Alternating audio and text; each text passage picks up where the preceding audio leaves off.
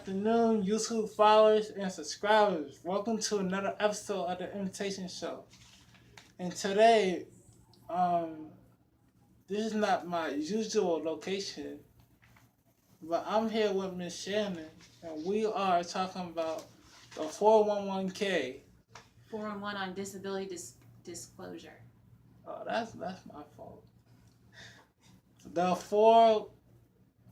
Uh, 411 on disability disclosure, baby. The 411 on disability disclosure. Now, this will help you stand up more for yourself and advocate for yourself about your disability and know what to do and know what to do about your disability and how you could stand up and be a proud citizen, stand strong and be a proud civilian, not civilian. I mean, Citizen. no, I meant individual of your disability. Yeah. So let me just say that Samaj is a rock star. Okay, we've been working on the 411 on disability disclosure, and I'm going to put it up so that y'all can see it. Okay. This is a great tool for anybody with a disability to learn about the rights and responsibilities of people with disabilities. It talks about how to talk about your disability in different social situations, on the job, going to college, all that good stuff. And Samaj here has been doing this assessment. See, it's a great assessment here that talks about what you know and what you don't know about your disability. So, Samaj, tell me a little bit about what you know about your disability. What are you proud of? I'm proud of.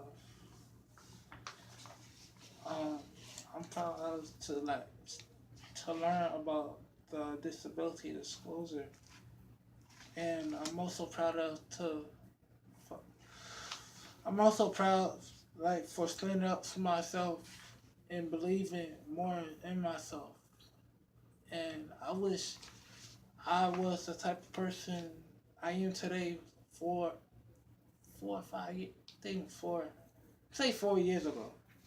4 years ago, I was going through hard times and being bullied, Mm-hmm. and I had kids making fun of me about my lips and the way I walk and all, and it really got underneath my skin, and I couldn't go to nobody to talk to about it, Mm-hmm. and I didn't even I didn't talk I didn't talk about this problem with my mom because I just didn't know. I just went to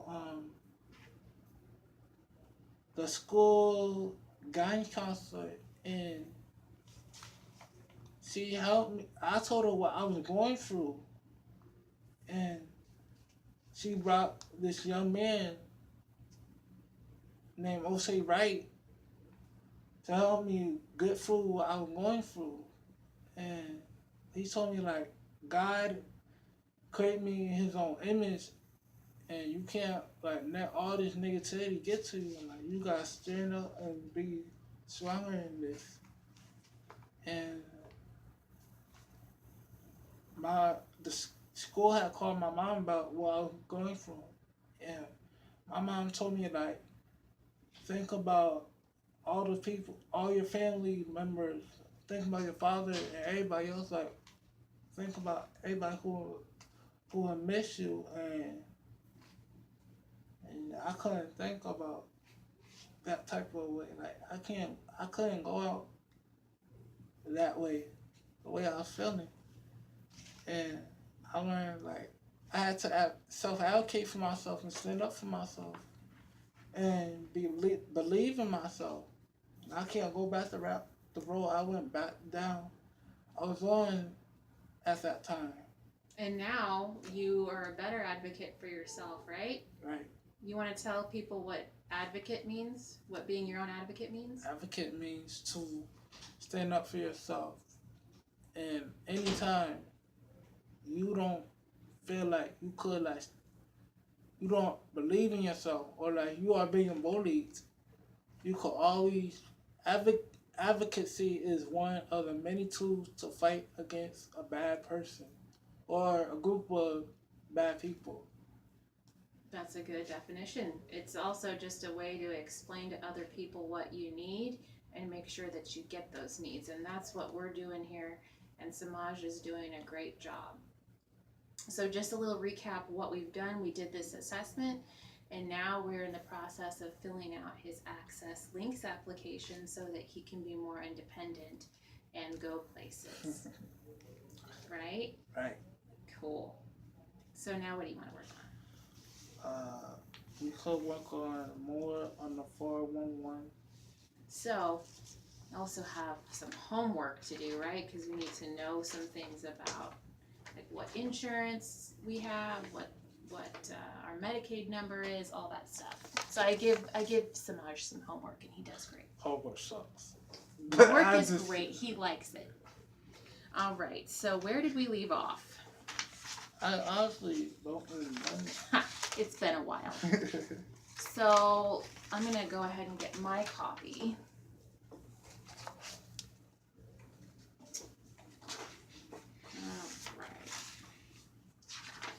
So we talked about advocacy and what that means, and we talked about eligibility and what that means. So let's talk a little bit about self-determination. Okay. We talked about self-determination, right? Right. That is on 1-4.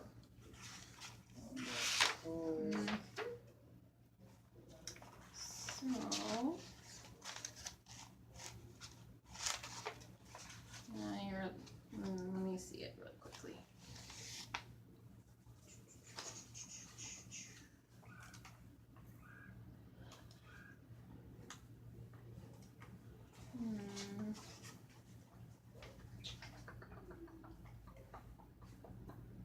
Interesting. I don't know where yours is, bro.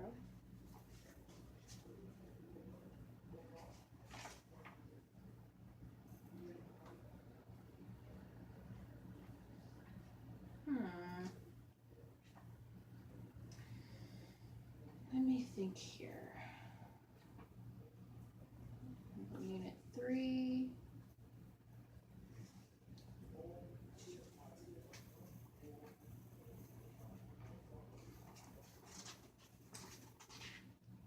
Here, well, we can do self-determination. Here we go.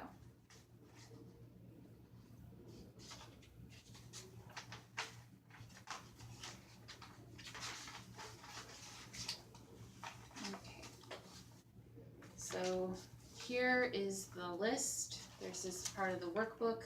Self-determination is right here, okay? And it's not defined there. But what do you think self-determination is, Samaj? Self-determination is like you're determined to like do something you want to achieve.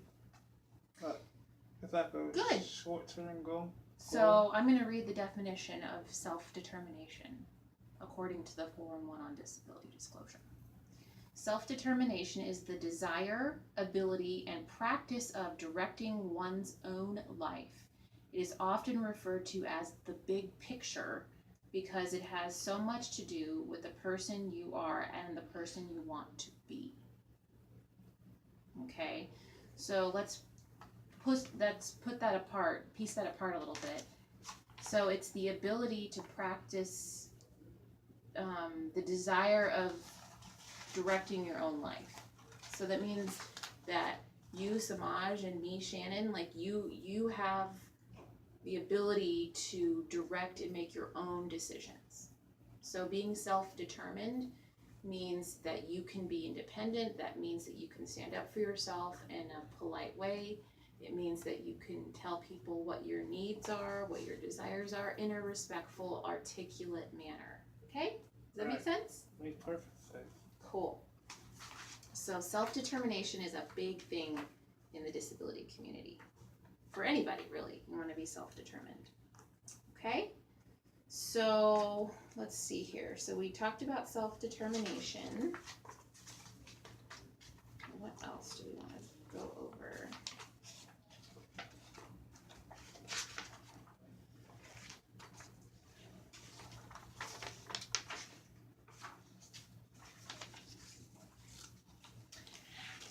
So, why don't we talk about